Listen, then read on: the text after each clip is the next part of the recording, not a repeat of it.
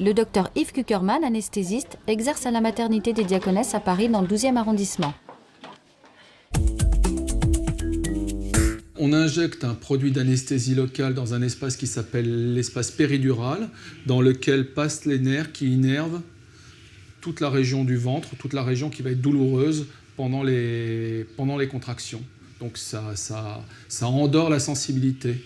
Alors ça n'endort pas que la sensibilité, l'anesthésiste doit trouver un équilibre avec la patiente entre la satisfaction du fait qu'on est bien soulagé, qu'on sent plus les douleurs, mais en même temps ne pas donner trop de produits ou trop concentrés pour conserver une capacité musculaire suffisante pour pouvoir faire sortir le bébé en fin de travail. On se sert de la péridurale pour l'analgésie, mais s'il y a un geste douloureux à faire, s'il y a une césarienne à faire, on utilise la péridurale avec d'autres produits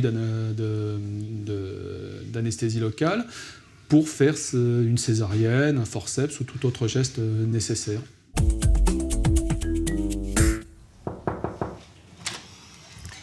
Bonjour. Bonjour. Voilà, je suis l'anesthésiste, le docteur Kuckerman. Donc on va s'installer pour la péridurale. Les sages-femmes aiment bien que le travail soit un petit peu avancé avant qu'on pose la péridurale. Nous, ici, les anesthésistes, on dit que à partir du moment où on est sûr que le travail est commencé, que les contractions sont régulières, qu'il y a un certain nombre de signes qui disent que effectivement la patiente va accoucher dans la journée qui vient ou dans les 12 heures, on a le droit d'avoir une péridurale, quel que soit le stade du travail, si on en a besoin. Alors, vous pouvez vous redresser un petit peu pendant qu'on prépare le matériel, il n'y a pas de problème. On a comme repère les os du bassin qui permettent de situer à peu près le niveau où on va poser la péridurale. Entre deux vertèbres, on fait passer une aiguille. Après avoir fait une anesthésie locale, ce qui fait que c'est éventuellement un petit peu désagréable, mais non douloureux. Donc on avance cette aiguille tout doucement. Une fois que l'extrémité de l'aiguille est arrivée dans l'espace péridural, à travers cette aiguille, on fait monter un tout petit tuyau, ça s'appelle un cathéter. On retire l'aiguille, le petit cathéter reste en place dans l'espace péridural et la péridurale est posée. Donc à partir du moment où cette première dose est injectée, il faut 5 à 10 minutes pour que ça commence à agir et 15 à 20 minutes pour que ça soit bien installé. Donc les contractions vont vous paraître de plus en plus courtes et de moins en moins douloureuses. Les sages-femmes sont capables de dire si le travail avance vite, s'il avance lentement, et de dire aux patientes, peut-être que ça serait bien de poser la péridurale maintenant, parce qu'autrement, après, vous n'allez pas en profiter.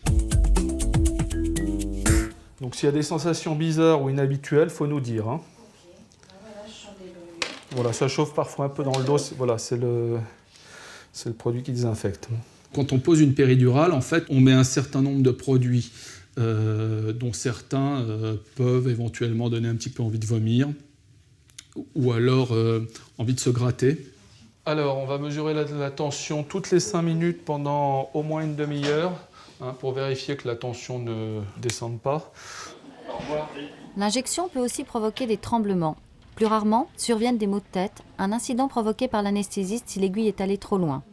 Pour combler la brèche, on injecte un peu de votre sang dans l'espace péridural. C'est ce qu'on appelle le blood patch. La péridurale est d'abord le choix de la patiente. Émilie a rendez-vous avec l'anesthésiste un mois avant le terme de sa grossesse. Il évalue la possibilité ou non de pratiquer une péridurale le jour J. Est-ce que vous êtes allergique? Non. Asthmatique? Non. C'est une première grossesse? Oui. Vous n'avez jamais été transfusé? Non.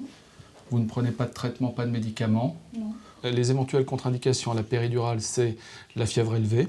Ensuite, l'anesthésiste se décide selon l'origine et l'intensité de la fièvre. Les autres contre-indications, c'est une infection de la peau dans la région où on doit piquer pour poser la péridurale. Autre contre-indication, les troubles de la coagulation liés à une pathologie ou la prise d'un médicament.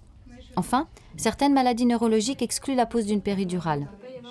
Il existe des variantes à cette technique. Certaines maternités proposent la péridurale ambulatoire qui permet de marcher pendant le travail. Autre méthode d'analgésie, la rachianesthésie. L'injection a lieu en une seule fois et directement dans l'espace céphalorachidien. Elle est particulièrement indiquée en cas de césarienne. Voilà, à bientôt. Au revoir.